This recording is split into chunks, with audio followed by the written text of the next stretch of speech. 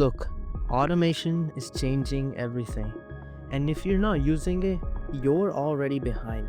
And so in this video, I'll cover exactly how you can get started with automation in 2025, even if you're a complete beginner.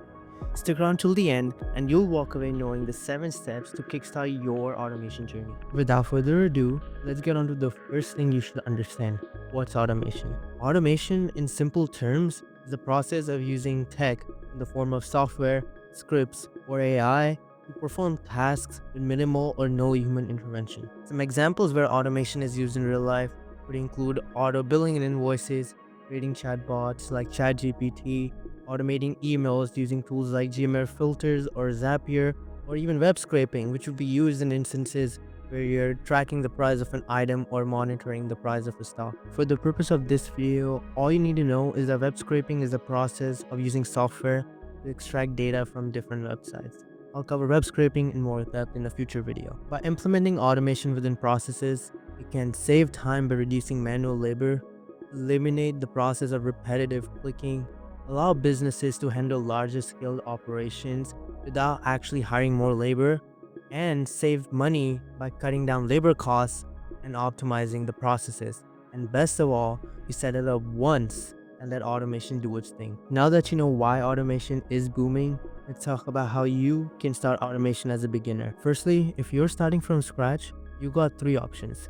Number 1, which would be the easiest way to start for most people, would be no-code tools like Zapier or Make. The place where you would be implementing them is if you're trying to automate email responses based on new entries on spreadsheets. Number 2 would be your low-code tools, and here you implement things like Python scripts, Power Automate, or Google Apps Script.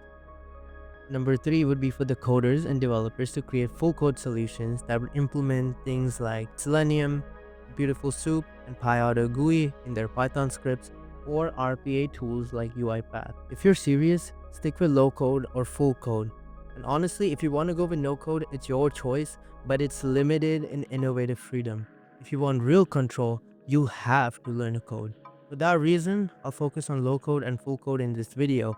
But if you want me to cover tutorials and guides on no code tools, let me know in the comments below. That gets us on to step 1 to start automating, which is to identify repetitive tasks. Simply ask yourself, what am I doing manually that software can do for me? Things like automating responses, file organization, web scraping, or data entry would be wonderful areas to begin with. Step 2 in this process would be to choose the right language to begin. Now, there's a lot of languages out there in the market. Python, Java, C++, JavaScript. And honestly, you can choose any language.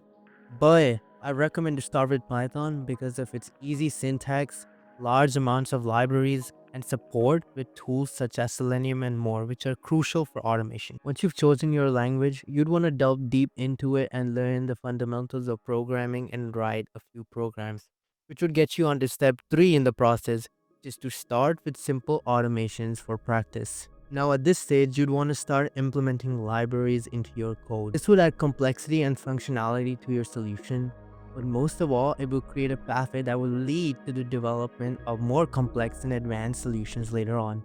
A few great ideas to begin with are automating the process of sending emails or automating the process of creating social media posts. Step 4, which quite frankly is overlooked occasionally, is to test and debug your automations. See, automations can fail due to the tiniest of the errors, so make sure you check them often. When I first got into coding, I struggled with keeping up with checking my code and testing it before running it. In fact, I remember this time when I was leading the development of a demo web application for a nonprofit, and the tiniest of the syntax errors made the code fail several times. So, always make sure to check your code before running it. One common challenge that beginners face is debugging their automation code.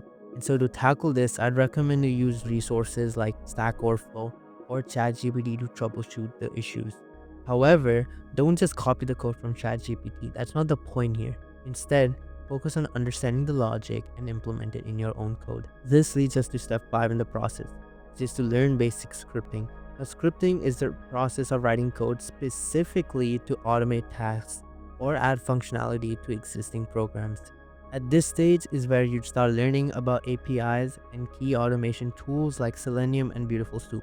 Now, Beautiful Soup is a Python library that allows you to parse HTML data, which is what builds the websites in the first place, and extract data from them. Essentially, it's allowing you to grab specific information from different web pages, whether it's price of an item, news headlines, or any other form of public data. It's a simple yet powerful tool to scrape and organize information from the web. Selenium, on the other hand, is one of the most powerful tools for web automation. It allows you to control web browsers through code, automating tasks like filling out forms, clicking buttons, or navigating web pages. Whether you're testing web applications or automating repetitive online tasks, Selenium gives you complete control over web browser interactions. To put it simply, use Python for general web automations and task automations, and use Selenium when you need to automate actual browser interactions. And mastering these tools is a game changer, especially if you want to take automation to the next level. Step 6 would be to scale your automation. Here, you'd want to automate multiple tasks together using workflows, which are a structured series of steps that allow a developer to build, test, and deploy the code. You see, complex automation solutions that include several tasks to complete a job require a workflow to perform efficiently. A great tool to accomplish this would be Jenkins. Step 7 is optional but highly recommended, and it's to integrate with other tools and AI. Once you've gained expertise in building complex automation solutions that involve several different tasks, consider implementing AI within the process for either decision making or generating an output. This adds a whole new level of functionality in your solution, making it much more desirable in the market. If you're intending on making a chatbot solution, this would be a great place to do so. You can combine your automation scripts with AI models like ChatGPT, Mistral, Gemini, or Llama. In order for you guys to practice automation, here's a few project ideas for you to create, each with increasing difficulty. Number 1, automating email responses.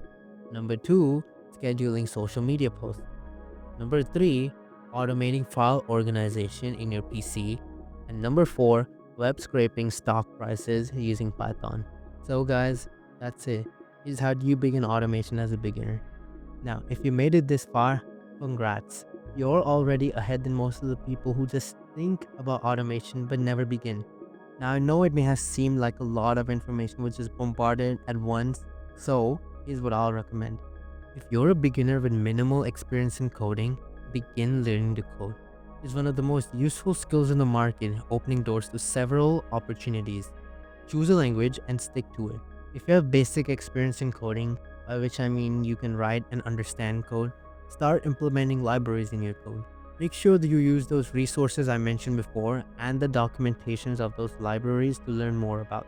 Slowly begin increasing the complexity of your scripts and learn about Selenium and Beautiful Soup. Create those projects I provided you. Trust me, I've done those when I was a beginner too. They're truly beneficial. And lastly, automate one thing this week.